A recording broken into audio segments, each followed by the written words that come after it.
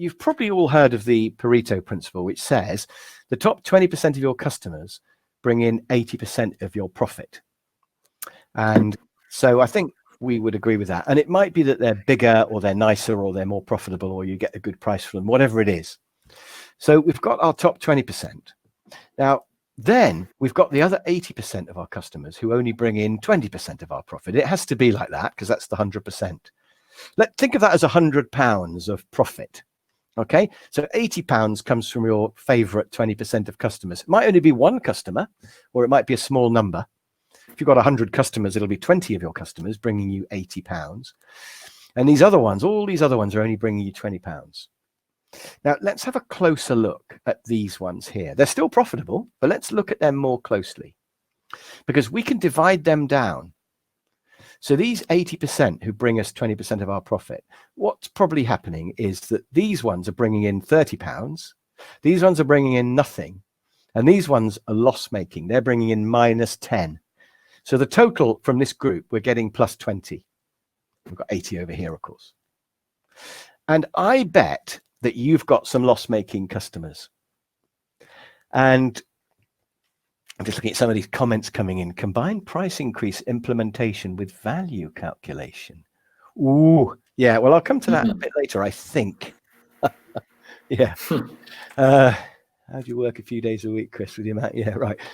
So the answer is I work really hard, but it's okay because I love it. But that's another subject. Right. So let's go back to this. Now, when I do this live with people, I always say, hands up who reckons they've got some loss-making customers. And people always say, well, I reckon I have. Everybody has got some loss-making customers. And why? And it's because we hope they'll become profitable in the future, or it's because we didn't realize they're going to be loss-making. They turned out to be a total nightmare when we took the job on. Or maybe a salesperson sold it when they shouldn't have, a mistake was made. I think there's all kinds of reasons why you might have loss-making customers. Maybe they're in a sector which you want to get into and you sort of tell yourself it's strategic, but really it's just a mistake. So the question is, what are we going to do about these? We've got 80 quid here, 30, nothing, and -10. What are we going to do about these? And it seems to me that firstly, it's a no-brainer. Oh, actually, yes, before I get to that, I've put here, do you know which ones are which? Do you know who your loss-making customers are? You may think you do, but you might get a surprise, actually. And I'm going to come back to how to work that out in a minute. Because obviously, if we could identify these, we could target them, couldn't we? But we absolutely have to know who they are. We need to know that. Anyway, what should we do with the loss-making customers? And the answer is, get rid of them somehow. If you just rang them all up and told them to F off, you would make an extra £10 a week or whatever, because you wouldn't be making the loss. But I've got a better plan than that, because that's rude and not a very good idea. So why not just put the price up on those customers and say, we've done some calculations and this contract for all sorts of reasons is just not profitable for us, I'm afraid. So unfortunately, we've got to put the price up. And if they leave, then that's up to them. It's their choice. And you've made an extra £10. And if they say, oh, all right, yeah, we'll pay more, then they've become profitable. And that's a result as well. You win either way. And I did this a while ago. I put the price up on all the customers who I didn't like. So I wasn't quite as scientific as working out who was loss making. I just put the price up on all the ones I didn't like. And half of them left and the other half paid the extra. And it was a result either way. I got more time and saved the loss making and got paid better on the others. So that's the first thing that's absolutely a no-brainer you must do. Identify your loss-making customers and put the price up on those. There's no risk. The worst that'll happen is they'll leave. Now, what about the ones who are breaking even? Well, I'm going to say the same thing. Put the price up. What's the point of a customer who only breaks even unless you like them? So put the price up on those as well. They'll either pay it or they'll leave, and that's fine. Now, these ones, it gets a bit more scary. Really, you probably should put the price up on them, because even if they left, you still got 80% of your profit in only 20% of the time. Wouldn't it be brilliant to be paid 80% of what you get paid now? In fact, if you're furloughed, ironically, you're actually doing this.